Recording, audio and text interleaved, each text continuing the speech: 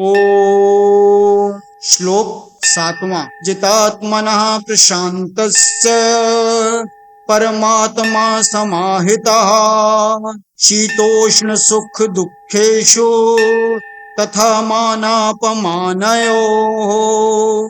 जिसने अपने आप पर अपनी विजय कर ली है, उस शीतोष्ण अर्थात अनुकूलता प्रतिकूलता, सुख दुख तथा मान अपमान में निर्विकार मनुष्य को परमात्मा नित्य प्राप्त है। ओम।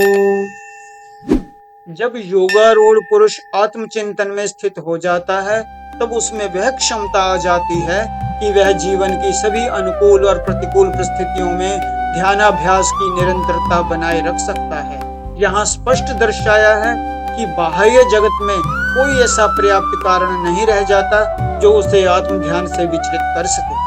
सर्दी गर्मी, सुख दुख तथा मान अपमान, इन तीन द्वंद्वों के द्वारा भगवान सभी संभाव्य विघ्नों को सूचित करते हैं, जो मनुष्य के जीवन में आकर उसकी समता और शांति को भंग करने में समर्थ होते हैं। सर्दी गर्मी, इसका अनुभव स्थूल शरीर के स्तर पर होता है।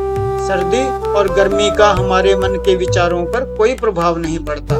वे सर्दी में ना सिकुड़ते हैं, ना कांपते हैं। उसी प्रकार गर्मी से ना वे अधिक बड़े होते हैं और ना उन्हें स्वेद आता है। ये सब लक्षण शरीर में ही दिखाई देते हैं।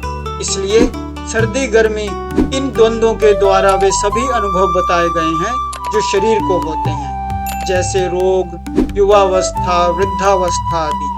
सुख दुख, मन के स्तर पर प्राप्त होने वाले सभी अनुभवों को सुख दुख रूप द्वंद्व से दर्शाया गया है। स्पष्ट है कि इसका अनुभव मन को होता है, शरीर को नहीं। प्रेम, घृणा, स्नेह और ईर्ष्या, करुणा और क्रूरता, ऐसी ही असंख्य प्रकार की भावनाएं मन में उठती रहती हैं, जो मनुष्य को विचलित कर देती हैं। परंतु इनमें किसी में भी यह सामर्थ्य नहीं कि वह जितेंद्रिय संयमित पुरुष को किसी प्रकार की हानि पहुंचा सके। मान अपमान के कारण यदि किसी साधक को विक्षेप होता है, तो उसके प्रति सहानुभूति दिखाने की कोई आवश्यकता नहीं। मान अपमान की कल्पना बुद्धि की होती है और फिर मनुष्य अपनी कल्पना के अनुसार प्राप्त परिस्थितियों में प्रतिक्रिया व्यक्त करता है।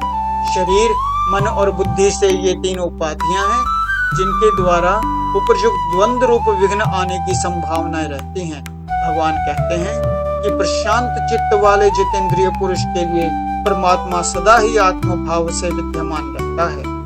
ओम।